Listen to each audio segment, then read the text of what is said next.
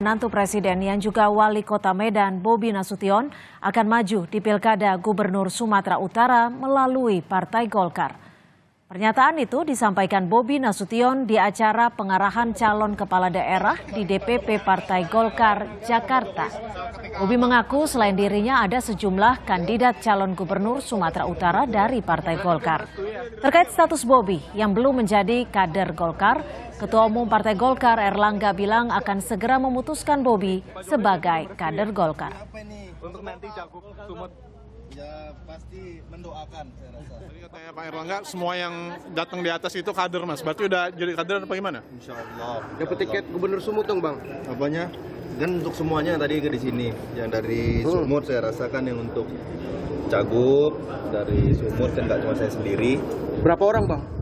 Yang dari undangan yang dari Golkar yang saya lihat ada 2 ya, Bang Jack sama saya.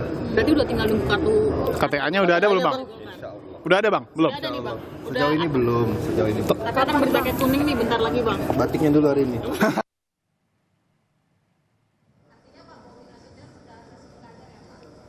Akan pada saat nanti kita beri atau diputuskan akan menjadi kader. Sementara itu, PDI Perjuangan mulai melakukan penjaringan untuk mencari calon gubernur Sumatera Utara yang disiapkan menghadapi Bobi Nasution. Sekjen PDI Perjuangan Hasto Kristianto menyebut partainya tak lagi akan mendukung di Pilgub Sumut karena garis politiknya saat ini sudah berbeda. Sehingga hanya dukungan kekuasaan itu tidak menjadi jaminan. Maka PDI Perjuangan melakukan penjaringan secara terbuka dari bawah. Bagi yang tertarik untuk menjadi gubernur atau wakil gubernur dari PDI Perjuangan, silakan mendaftar baik di kantor DPD PDI Perjuangan Sumut maupun ke DPP partai. Mas, apakah betul nama-namanya itu ada Edi Rahmayadi, lalu Rahman Syed Sudarani dan Nixon yang sudah didaftarkan? Ya, proses pendaftaran masih berlangsung. Mas, berarti nggak dipastikan nggak akan mengusung Mas Bobi lagi ya? Ya, tentu saja karena garis politiknya sudah berbeda. Ya. Partai Golkar memang dekat dengan keluarga Jokowi. Sebelumnya, Partai Golkar jadi partai pertama yang mendukung putra sulung Presiden Joko Widodo sebagai bakal cawapres pendamping Prabowo Subianto. Meski Gibran bukan kader Partai Golkar.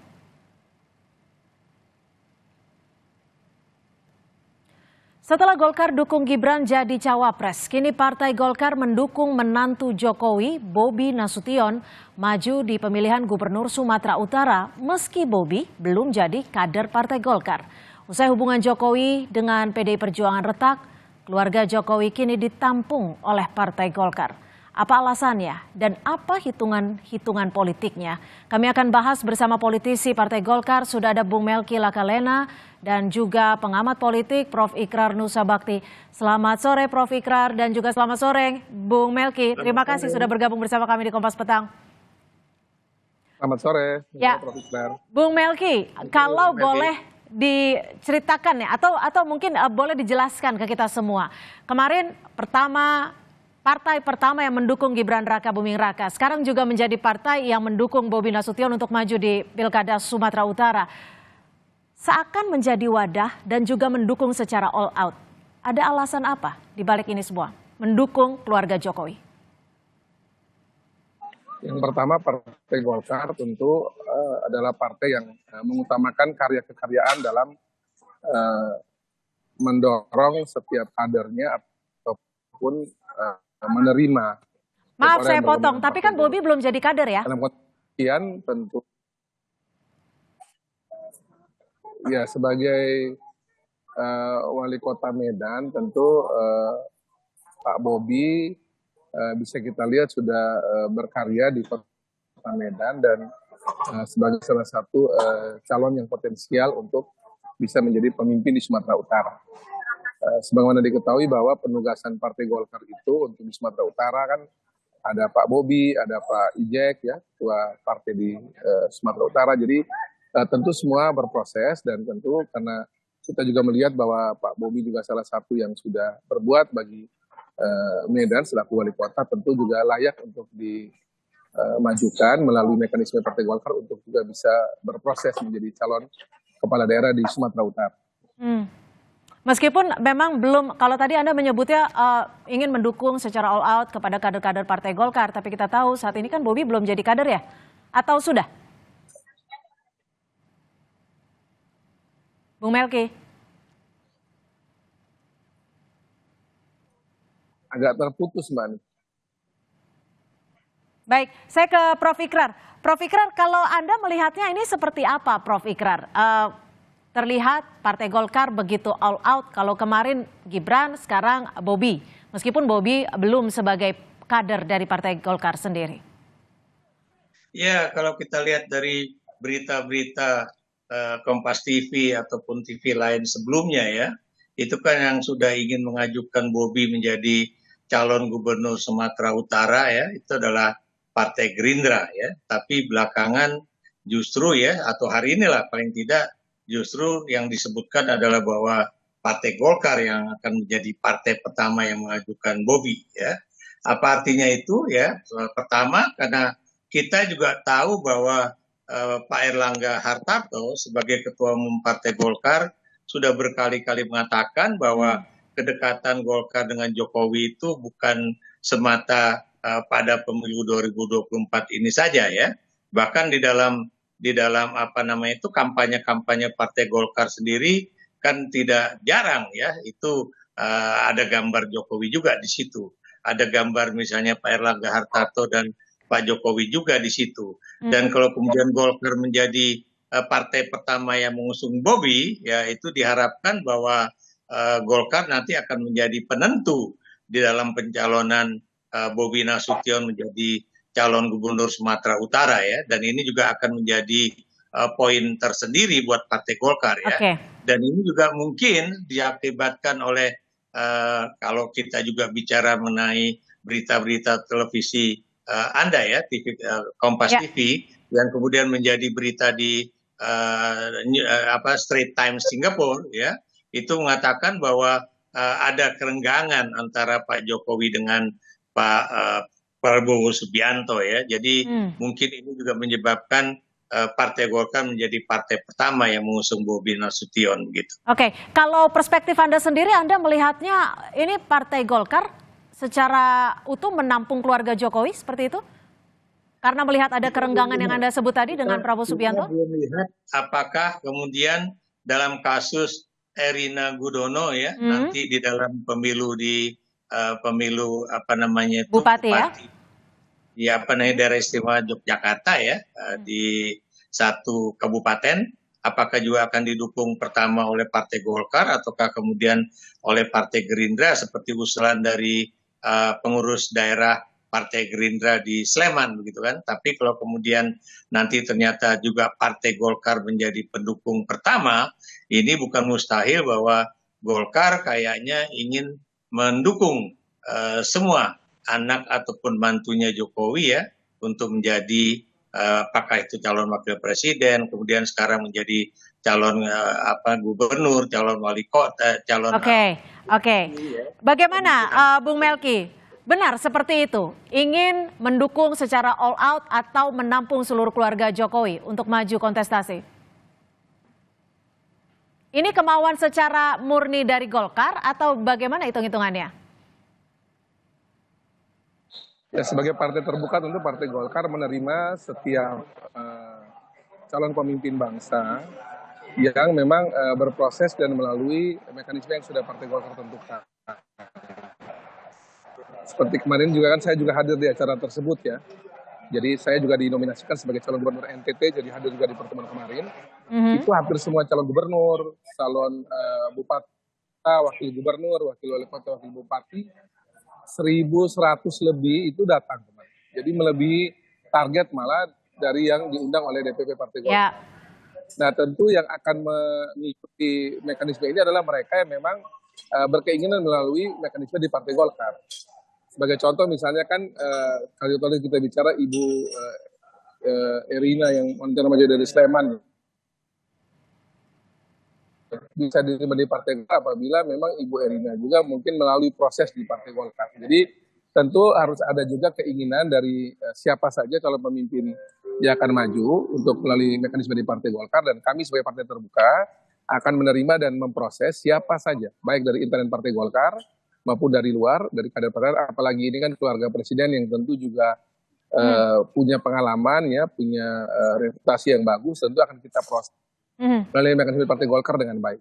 Dan siapa saja yang nanti berhasil melewati proses akan nanti dimajukan calon kepala daerah maupun wakil kepala daerah dalam proses nanti di bulan November nanti. Tapi semua akan melalui proses di internal Partai Golkar dulu. Oke, lalu adakah target tertentu terkait dengan kedekatan dari Partai Golkar dan juga Joko Widodo? Apalagi sebelumnya kan juga diisukan bahwa Joko Widodo ingin menjadi ataupun mengambil alih Partai Golkar. Tapi ulasannya akan kami hadirkan usai jeda. Tetap di Kompas Petang.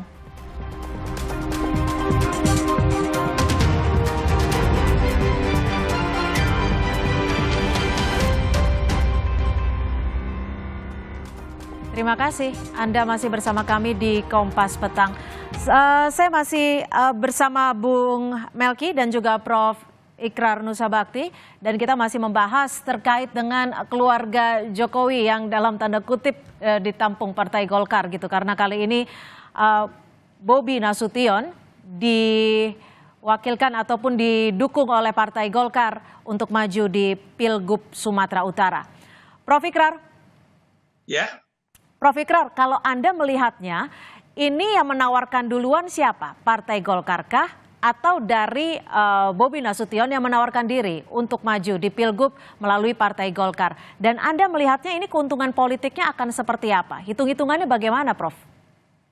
Ya, jadi menurut saya ya, mungkin juga bukan Bobi atau juga bukan Golkar ya, tapi Pak Jokowi mungkin bisik-bisik dengan Pak Erlangga ya, agar mendukung Bobi untuk menjadi calon gubernur Sumatera Utara ya. Sebelumnya kan juga Pak Jokowi juga bisik-bisik dengan Pak Prabowo, dan Pak Prabowo itu udah mengiyakan akan mendukung Bobi. Tapi sekarang kan mungkin situasi politiknya mulai berubah ya. Itu satu hal.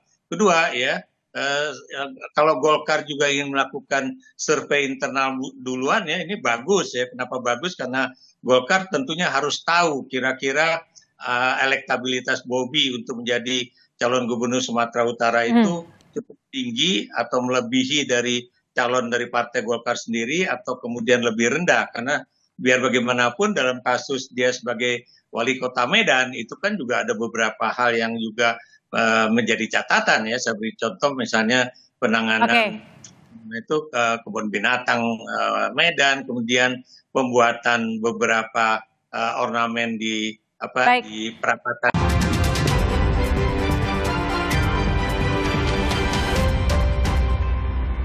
Terima kasih Anda masih bersama kami di Kompas Petang, dan kita lanjutkan dialog sore hari ini. Bung Melki, kalau melihat dukungan Partai Golkar yang begitu all out, Gibran sekarang ke Bobi Nasution, ini tampak bisa dilihat all out sekali. Menurut Anda sendiri, apa yang menjadi alasannya?